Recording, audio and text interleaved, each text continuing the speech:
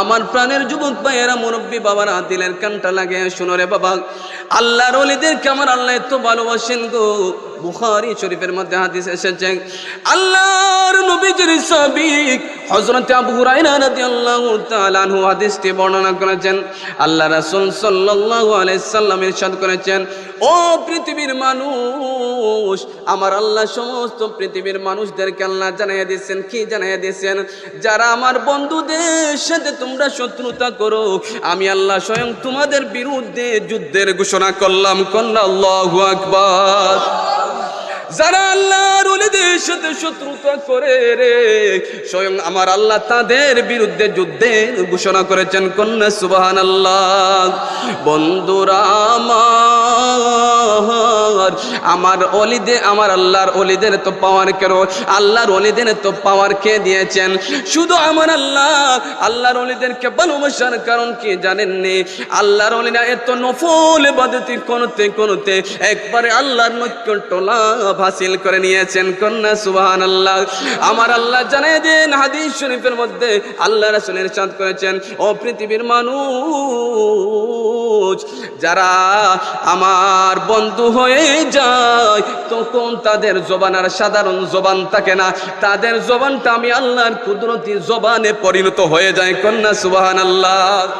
তাদের চক্ষুটার সাধারণ কোন চক্ষু থাকে না গো, তাদের চক্ষুটা আমি আল্লাহর কুদরতি চক্ষু পরিণত হয়ে যায়। কন্যা সুবহানাল্লাহ। তাদের হাত আর সাধারণ কোন হাত থাকে না, তাদের হাতগুলো আমি আল্লাহর কুদরতি হাতে পরিণত হয়ে যায়। কন্যা সুবহানাল্লাহ। গভীর মনোযোগ দিন বাবা। গাউসে পাক আব্দুল কাদের জিলানী নাম শুনছেন নেই? বড় পেশা অনেকে চিনেন, ঠিক কিনা? গাউসে পাক আব্দুল কাদের জিলানীর ইতিহাস শুনলে দেখবেন অনেকের চোখের পানি ধরে রাখতে পারবেন না। আমার প্রাণের যুবক ভাই, মুরব্বী বাবারা, দিলের কানটা লাগে শুনো রে।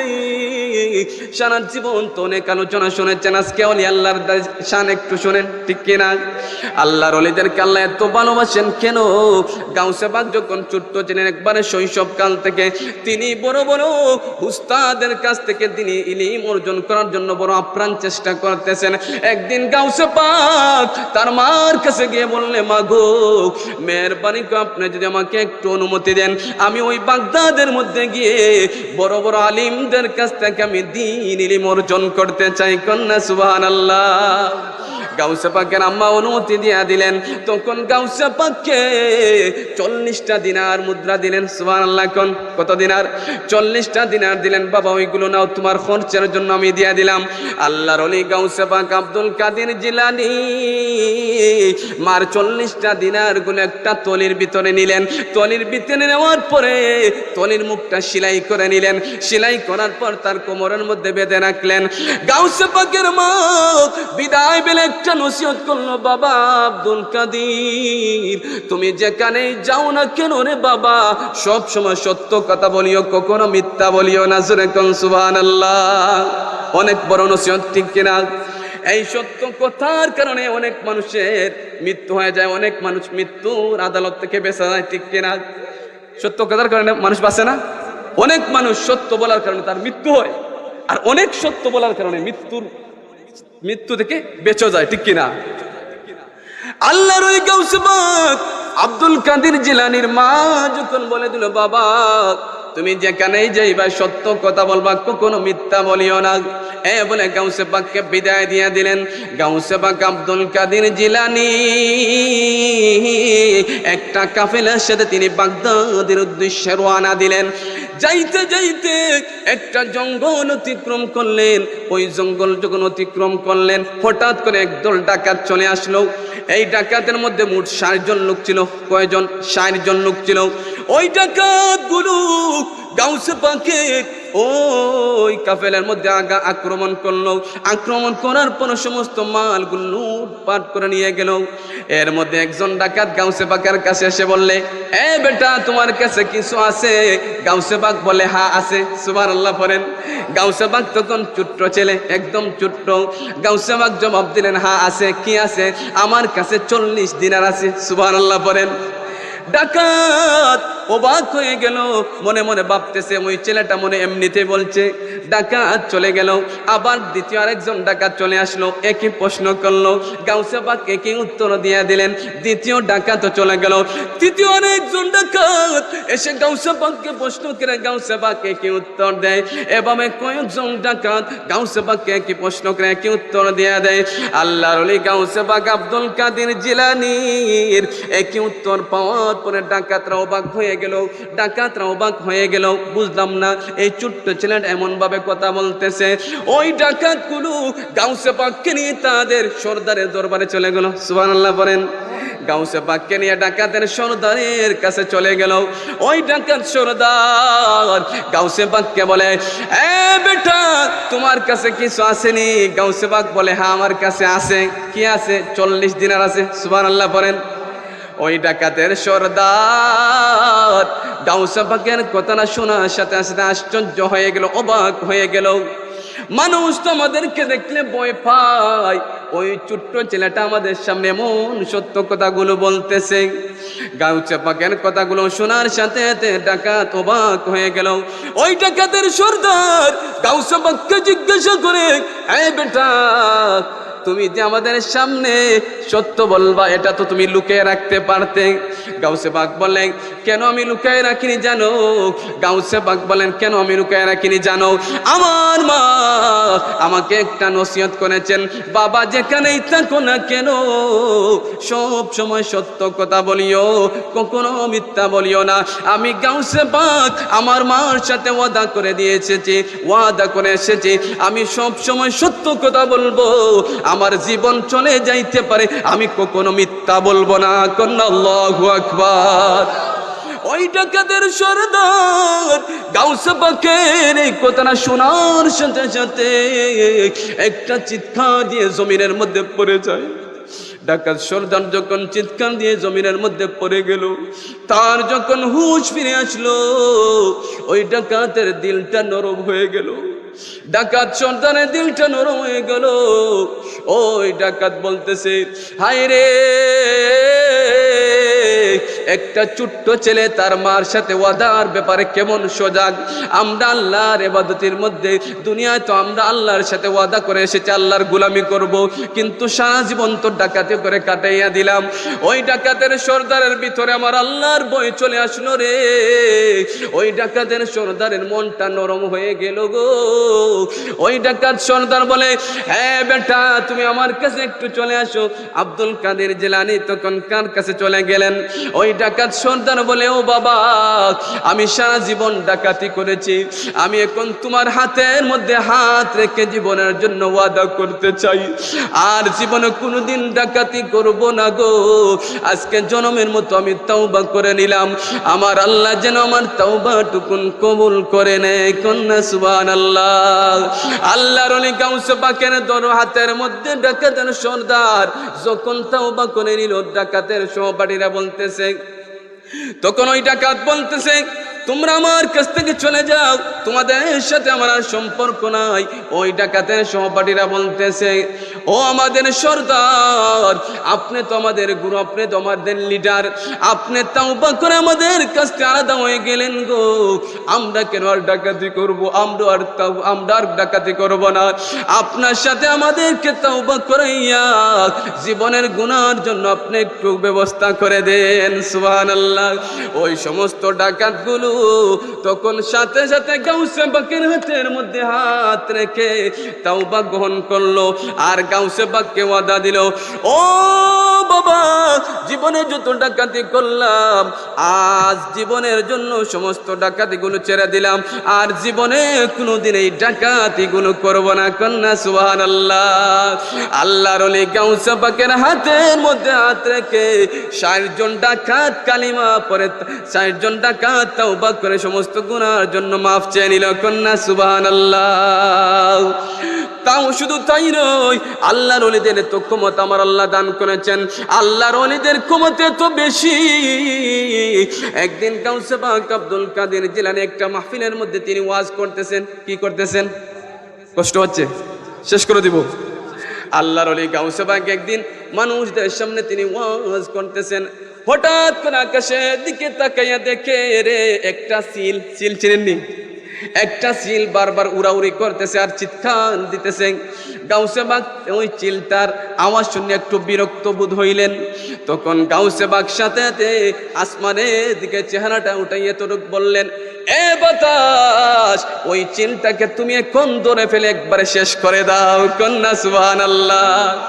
আল্লাহর ওলি গাউসে বাগ এতটুক বলল, বলার সাথে সাথে ওই বাতাসটা চিলটাকে একদম মাটির মধ্যে ফালাইয়া শেষ করে দিল। কন্যা সুবহানাল্লাহ। ওই চিলটা মাটির মধ্যে পড়ে একবারে মারা গেল, তার দেহ থেকে মাথাটা বিচ্ছিন্ন হয়ে গেল। গাউসে পাক তখন ওয়াজ শেষ করে মুনাজাত শেষ করলেন। মুনাজাত শেষ করে ওই সিলের কাছে গেলেন। সুবহানাল্লাহ। ওই সিলটাকে তার মাথাটা একসাথে রেখে গাউসে পাক তখন বিসমিল্লাহির রহমানির রহিম পড়লেন। যেই মুহূর্তে গাউসে পাক বিসমিল্লাহির রহমানির রহিম পড়ল রে, পড়ার সাথে সাথে ওই মরা সিলটা জিতা হইয়া গেল। কন্যা সুবহানাল্লাহ। ও গো কামলিওয়ালা তুমি মদিনাওয়ালা, ও গো কামলিওয়ালা তুমি মদিনাওয়ালা, ও গো মদিনাওয়ালা, তোমারি জন্যে জগৎ উজালা, কামলিওয়ালা তুমি মদিনাওয়ালা, ও গো কামলিওয়ালা তুমি মদিনাওয়ালা, তুমি নূরেরি নবী, তুমি দেনেরি ছবি, তুমি নূরেরি নবী, তুমি দেনেরি ছবি, তোমার নূরে সারা জাগান হইল উজালা, কামলিওয়ালা তুমি মদিনাওয়ালা, ও গো কামলিওয়ালা তুমি মদিনাওয়ালা, ও গো কামলিওয়ালা তুমি মদিনাওয়ালা, তুমি নয়নের তারা, তুমি হৃদয়ের সারা, তুমি নয়নের তারা, তুমি হৃদয়ের তারা, তোমার উপর দরুদ পড়েন আল্লাহ তাআলা, কামলিওয়ালা তুমি মদিনাওয়ালা, ও গো কামলিওয়ালা তুমি মদিনাওয়ালা, ও গো কামলিওয়ালা তুমি মদিন। ভালো লাগলে না খারাপ লাগে? গভীর মনোযোগ আমার প্রাণের যুবক ভাইয়েরা, মুরব্বী বারা, দিনের কানটা লাগে শুনো। গাউসে পাককে এই ক্ষমতা দিয়েছেন কে? আল্লাহ। যদি গাউসে পাককে এভাবে ক্ষমতা দিতে পারেন রে, আমি আপনি যদি আল্লাহর ইবাদতি করতে করতে আল্লাহর নিকটে পৌঁছে যাই, তাহলে আমাদেরকে আল্লাহ এভাবে ক্ষমতা দিতে পারেন কিনা? গাউসে পাক একটা মায়ের সন্তান, আপনি আমি তো একটা মায়ের সন্তান, ঠিক কিনা? তবে গাউসে পাকের মা আর আমাদের মা সমান না, ঠিক কিনা? গাউসে পাকের মা আর আমাদের মা সমান না। গাউসে পাকের মা কোনোদিন পর্দার বাহিরে যায় না। কন্যা সুবহানাল্লাহ। গভীর মনোযোগ। গাউসে পাক আব্দুল কাদের জিলানী রহমতুল্লাহ আলাইহি তিনি বর্ণনা করেন, একদিন জোহরের নামাজের পূর্বে আল্লাহ রাসূলের দিদার আমার নসিব হয়ে গেল। কন্যা সুবহানাল্লাহ। আল্লাহ রাসূল একদিন আমাকে বললেন, হে আব্দুল কাদের, তুমি কেন ওয়াজ নসিহত করো না? সুবহানাল্লাহ। কোন তুমি কেন ওয়াজ নসিহত করো না? গাউসে পাক জবাব দেয়, ইয়া রাসূলুল্লাহ, ইয়া হাবিবাল্লাহ, নবী গো,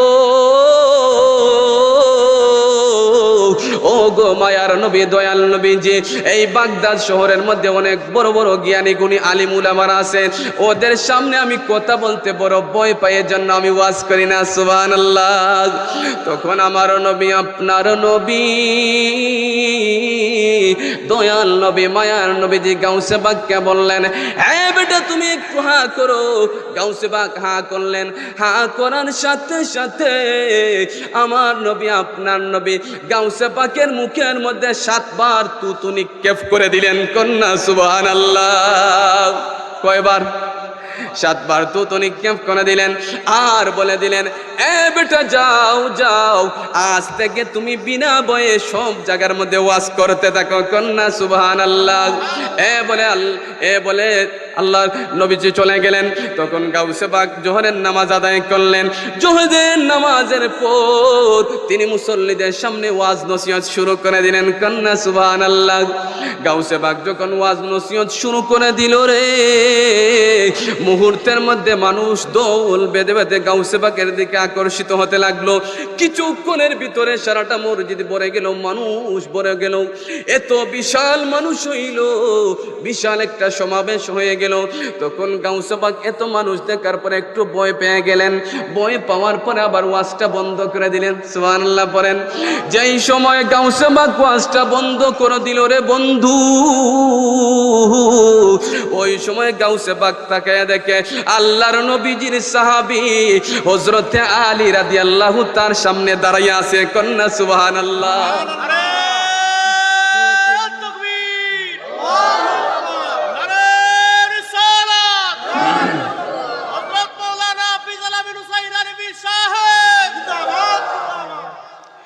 গাউসে বাগ দাঁড়ায় দেখে আল্লাহর নবীজির সাহাবী হযরত আলী সামনে দাঁড়িয়ে আছে। আলী বলতেছে, এ বেটা তুমি ওয়াজটা কেন বন্ধ করে দিলে? তখন গাউসে বাগ জবাব দিলেন, হুজুর আমি অনেক মানুষ দেখে একটু ভয় পেয়ে গেলাম, এজন্য ওয়াজটা আমি বন্ধ করে দিলাম। তখন আল্লাহর নবীজির সাহাবী হযরত আলী রাদিয়াল্লাহু তাআলা আনহু বলেন, হে বেটা তুমি একটু হা করো, তোমার মুখটা একটু খোলো। গাউসে বাগ একটু হা করলেন। হা করার সাথে সাথে রে গাউসে বাগের মুখের ভিতরে হযরত আলী 6 বার তুতু নিক্ষেপ করে দিলেন। কন্যা সুবহানাল্লাহ। কয়বার? 6 বার তুতু নিক্ষেপ করলেন। আর হযরত আলী বললেন, এ বেটা যাও যাও, এখন থেকে বিনা ভয়ে তুমি সব জায়গার মধ্যে ওয়াজ করতে থাকো। কন্যা সুবহানাল্লাহ। এরপরে গাউসে বাগ খুব আদবের সাথে বললেন, হুজুর একটা বিষয় জানতে চাই গো। কি বিষয়? আপনি আমার মুখের মধ্যে 6 বার তুতু নিক্ষেপ করলেন, ব্যাপারটা বুঝলাম না। আল্লাহর নবীজির সাহাবী জবাব দিলেন, হে আব্দুল কাদির, কিছুক্ষণ পূর্বে আমার নবীজি তোমার মুখের মধ্যে 7 বার তুতু নিক্ষেপ করেছেন। এখন আমি যদি 7 বার তুতু নিক্ষেপ করি গো, আমার রাসূলুল্লাহর সাথে আমার মিল হয়ে যাবে, বেয়াদবি হয়ে যাবে। এজন্য আমি আলী তোমার মুখের মধ্যে 6 বার তুতু নিক্ষেপ করলাম। কন্যা সুবহানাল্লাহ। ও আব্দুল কাদির যাও যাও রে, এখন থেকে বিনা ভয়ে তুমি ওয়াজ করতে থাকো। কন্যা সুবহানাল্লাহ। গাউসে বাগ বলেন, এরপর থেকে আমি আব্দুল কাদির জিলানী কোনোদিন ওয়াজ করতে আর ভয় পাই না। কন্যা সুবহানাল্লাহ। তাহলে আমার নবীজি উম্মতের খবর জানেন কিনা? অনেক মানুষ আমার নবীকে মুর্দা বলে, ঠিক কিনা? আছে না নাই? অনেক মানুষ বলে নবী মরে গেছে, পচে গেছে, নবীর কোনো ক্ষমতা নাই। আমি তাদেরকে বলবো, ভাই নবীর যদি ক্ষমতা না থাকে তাহলে গাউসে বাগের কাছে কেমনে চলে আসলো? ঠিক কিনা? প্রশ্ন আসেনি? অনেক মানুষ বলে না নবীর কোনো ক্ষমতা নাই, নবী মরে গেছে, পচে গেছে। তাদেরকে আমি বলবো, যদি নবী মরে যায় আর পচে যায় তাহলে গাউসে বাগের দরবার কেমনে আসলো? ঠিক কিনা? আচ্ছা বলেন তো, নবী জিন্দা না মুর্দা? আমাদের বিশ্বাস আসেনি? নবী জিন্দা, ঠিক কিনা? আহলে সুন্নাত ওয়াল জামাতের বিশ্বাস, আমার নবীজি আউয়ালে আখেরে সব সময় আমার নবীজির জিন্দা। আমরা জিন্দা নবীর উম্মত। শুধু তাই নয়, মুখে বলি না, আমরা অন্তর দিয়ে বলি, ঠিক কিনা? গভীর মনোযোগ। গাউসে পাকের ঘটনা যদি সারাটা রাত বলি রে, ও বালাগঞ্জের যুবক ভাইয়েরা, মুরব্বী বাবারা, পর্দা নিশিল মা বোনেরা গো, আপনার পাশে ওই যে শেখ গরিবুল্লাহ রহমতুল্লাহ আলাইহি আল্লাহর ওলি, এই আল্লাহর ওলি শুয়ে আছেন। জেনে রাখো রে, আল্লাহর ওলিরা কবর থেকে সমস্ত কিছু দেখতে পায়। জোরে কোন ঠিক কিনা? আল্লাহর ওলিদেরকে ক্ষমতা দিয়েছেন আমার আল্লাহ। বলতেছিলাম গাউসে পাকের কেরামত, কিতাবের মধ্যে আসছে এক মহিলা তার একটা ছেলেকে নিয়ে একদিন গাউসে পাকের দরবারে আসলো। এসে বলতেছে, হুজুর, আমার ওই ছেলেটা আপনাকে খুব ভালোবাসে, মোহব্বত করে, আপনার জন্য সে পাগল। সুবহানাল্লাহ কোন। আমি চাই গো আপনার দরবার থেকে আমার ছেলেটা ইলম অর্জন করে একজন বড় আলিম হোক।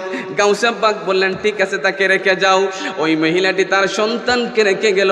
কিছুদিন পর তার ছেলেটাকে যখন দেখতে আসলো, আসার পরে দেখে রে তার ছেলেটা একবারে শুকাইয়া গেছে, একদম হালকা পাতলা হয়ে গেছে, একবারে শুকাইয়া গেছে গো। আর একটা স্থানের মধ্যে বসে বসে শুকনা রুটি খাইতেছে। সুবহানাল্লাহ পড়েন।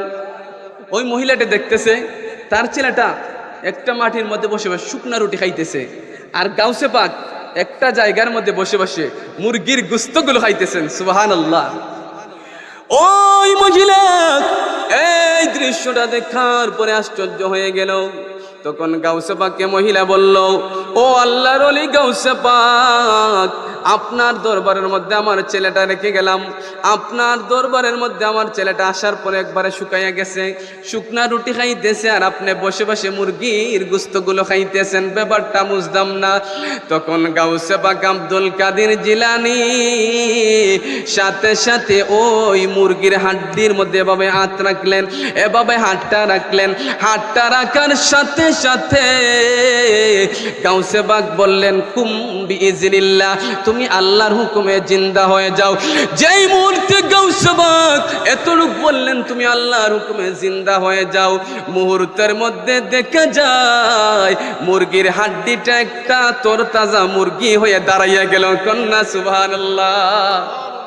ওই মহিলাটি গাউসে পাকের কেরামত দেখার পরে সে অবাক হয়ে গেল, গাউসে পাক বলে, ও মহিলা তুমি অবাক হয়ে গেছো? না না, তোমার ছেলেটা যখন এ পর্যায়ে পৌঁছে যাবে তখন তোমার ছেলে যা ইচ্ছা তা খাইতে পারবে। কন্যা সুবহানাল্লাহ। ও প্রাণের আল্লাহ রে, কোথায় গেলে পাবো তোমারে? প্রাণের মাওলা রে, কোথায় গেলে পাবো তোমারে? বন্দী হইলাম দুনিয়ার জালে, দিন কাটাইলাম হেলে দুলে। বন্দী হইলাম দুনিয়ার জালে, দিন কাটাইলাম হেলে দুলে। আমার জীবন যৌবন দিলাম তোমারে, আমার জীবন যৌবন দিলাম তোমারে। প্রাণের মাওলা রে, কোথায় গেলে পাবো তোমারে? প্রাণের আল্লাহ রে, কোথায় গেলে পাবো তোমারে? আল্লাহর ওলিরা এভাবে আল্লাহকে ডাকতে ডাকতে আল্লাহর নিকট লাভ করেছে, ঠিক কিনা? আল্লাহর ওলিরা শুধু এমনিতেই রাত্রে বেলায় ঘুমাইয়া হওয়া যায় না। আমি আপনি তো নাক ডাকাইয়া ঘুম দেই, আল্লাহর ওলিরা রাতের প্রথম অংশে ঘুমায়, আর রাত যখন গভীর হয় তখন আল্লাহর ওলিরা যায় নামাজের মধ্যে, নামাজের জন্য দাঁড়ায় যায়। কন্যা সুবহানাল্লাহ। শুধু তাই নয়, গাউসে পাকের ঘটনা শুধু একটা না, দুইটা না। গাউসে পাকের ঘটনা যদি আপনারা শুনেন অবাক হয়ে যাবেন। কিতাবের মধ্যে আসছে এক আল্লাহর বান্দি এক এক করে 20টা সন্তান প্রসব করলো, 20টা মেয়ে সন্তান। কয়টা? বাগদাদ শহরের মধ্যে এক মহিলা এক এক করে 20টা মেয়ে সন্তান প্রসব করছে। তখন তার স্বামী তার প্রতি বড় নারাজ, ঠিক কিনা? আমাদের সমাজে এমন স্বামী আছে না নাই? দেখবেন একটার জায়গায় যদি 3টা মেয়ে হয়, দেখবেন তার চেহারার দিকে তাকানি যায় না, ঠিক কিনা? একবারে কালো হয়ে যায়। হাই রে, অমুকের পাশের বাড়ির মহিলার ঘরও 4টা ছেলে, আমার 4টা মেয়ে আল্লাহ দিছে, আমার প্রতি আল্লাহর কোনো দয়া নাই। অনেক অসন্তুষ্ট স্বামী আছে না নাই? সাবধান, সবার কথা আমি বলছি না, এখনো অনেক মানুষ সন্তুষ্ট আছে। আচ্ছা বলেন তো, ছেলে দেখে, মেয়ে দেখে, সব কিছু আল্লাহ। ওই মহিলাটির এক এক করে 20টা সন্তান হইছে, 20টা সন্তান শুধু মেয়ে। তার স্বামী তার প্রতি বড় নারাজ হয়ে গেছে, এমনকি তাকে তালাক দেওয়ার জন্য প্রস্তুত। একদিন তাকে বলতেছে, যাও, তোমার সাথে আর আমার সংসার হবে না, তোমাকে আমি চাইরা নতুন একটা বিয়ে করব। তখন মহিলাটি একদম বৃদ্ধ হয়ে গেল, বৃদ্ধ মহিলা তো, এমনকি 20টা মেয়ের সন্তানের মধ্যে একটা মেয়েকেও বিবাহ দিছে না। যেই সময় ওই স্বামী বলল, যাও যাও, তোমাকে আর আমার ঘরের মধ্যে রাখবো না, তুমি এক এক করে 20টা মেয়ে সন্তান দিছো, আমার ছেলের জন্য বড় আফসোস, আমার একটা ছেলেও নাই। তখন মহিলাটি চিৎকার দিয়ে কান্নায় ভেঙে পড়লো, আর মনে মনে ভাবতেছে, হায় রে, এখন যদি আমার স্বামী আমাকে তালাক দিয়ে দেয়, আমি বৃদ্ধ অবস্থা, আমি কার কাছে যাইব? আমার তো যাওয়ার কোনো জায়গা নাই। ওই মহিলাটি এভাবে চিন্তা করতে করতে ওই গাউসে পাকের দরবারে একদিন চলে গেল। সুবহানাল্লাহ পড়েন। গাউসে পাকের দরবারে গিয়ে আরজ করলো, হুজুর, আমার এক এক করে 20টা মেয়ে সন্তান হয়েছে, আমার স্বামী আমার প্রতি বড় নারাজ হয়ে গেছে, আমার স্বামী আমাকে তালাক দিতে চায়, আপনি মেহেরবানি করে একটু দোয়া করুন গো, আল্লাহ যেন আমাকে একটা পুত্র সন্তান দান করে দেয়। কন্যা সুবহানাল্লাহ। গাউসে পাকের দরবারে যখন মহিলা বলল, মহিলার কথার উত্তর গাউসে পাক দিলেন, ও মহিলা, যাও যাও, আল্লাহ তোমাকে দিবে। তখন মহিলাটি গাউসে পাকের কথার মধ্যে বিশ্বাস করতে পারলো না, গাউসে পাকের কথার মধ্যে সে পূর্ণ আস্থা রাখতে পারলো না। মহিলাটি মনে মনে ভাবতেছে, গাউসে পাক তো আমার জন্য কোনো দোয়া করে না, কোনো তাবিজ দেয় নাই, তাহলে আমার পুত্র সন্তান কেমন করে হবে? ওই মহিলা ওই জায়গার মধ্যে দাঁড়াই দাঁড়াই এই জিনিসটা ভাবতেছে। তখন গাউসে পাক আব্দুল কাদের জিলানী বলেন, ও মহিলা, আমি বুঝতে পেরেছি তুমি আমার কথার উপর সন্তুষ্ট না, তুমি আমার কথার উপর বিশ্বাস করো না। যাও যাও, আমি বলে দিলাম, তোমার 20টা সন্তান বাড়িতে গিয়ে দেখো, ওই 20টা মেয়ে সন্তান ছেলে সন্তানে পরিণত হয়ে গেছে। কন্যা সুবহানাল্লাহ। ওই মহিলাটি একটা দৌড় দিয়ে বাড়িতে যখন গেল গো, ঘরের মধ্যে প্রবেশ করে দেখে ওই 20টা সন্তান, 20টা মেয়ে সন্তান ছেলে সন্তান হয়ে গেছে। কন্যা সুবহানাল্লাহ। মহিলাটি মহা খুশি। ওই মহিলা তার স্বামীর কাছে গিয়ে বলল, গাউসে পাক এই দোয়ার বরকতে আমার আল্লাহ 20টা মেয়েকে 20টা ছেলে বানাইয়া দিছে। তখন স্বামী দৌড়াইয়া আল্লাহর ওলির দরবারে চলে আসলো, আল্লাহর ওলির কদমের মধ্যে পড়ে গেল, ও আল্লাহর ওলি গাউসে পাক, আমরা বিয়াদবি করেছি গো, আমরা বুঝতে পারি নাই গো, আপনার দোয়ার বরকতে আমার আল্লাহ আমার 20টা মেয়েকে ছেলে বানাইয়া দিছে। কন্যা সুবহানাল্লাহ। একটু দুরূদ শরীফ পড়েন, আল্লাহুম্মা সাল্লি সাইয়্যিদিনা মাওলানা মুহাম্মদ ওয়া সাইয়্যিদিনা মাওলানা মুহাম্মদ। বেলা যখন শেষ হইবে পাবে না, বেলা থাকতে সাধন করে পথ করে নাও উজালা। আল্লাহুম্মা সাল্লিম সাইয়্যিদিনা মাওলানা মুহাম্মদ ওয়া আলা সাইয়্যিদিনা মাওলানা মুহাম্মদ। কষ্ট হচ্ছে না? আমি আর লম্বা করব না, কিছুক্ষণের ভিতরে আমি শেষ করে দিব। আমি বলতেছিলাম, গাউসে পাকের ক্ষমতা আছে না নাই? কে দিয়েছেন? একদিন গাউসে পাক একটা মজলিসের মধ্যে তিনি ওয়াজ করতেছেন, অনেক মানুষ, হঠাৎ করে প্রবল আকারে বৃষ্টি আসলো, এমন বৃষ্টি আসলো গো, মুসল্লিরা দৌড়াইয়া দৌড়াইয়া চলে যাচ্ছে।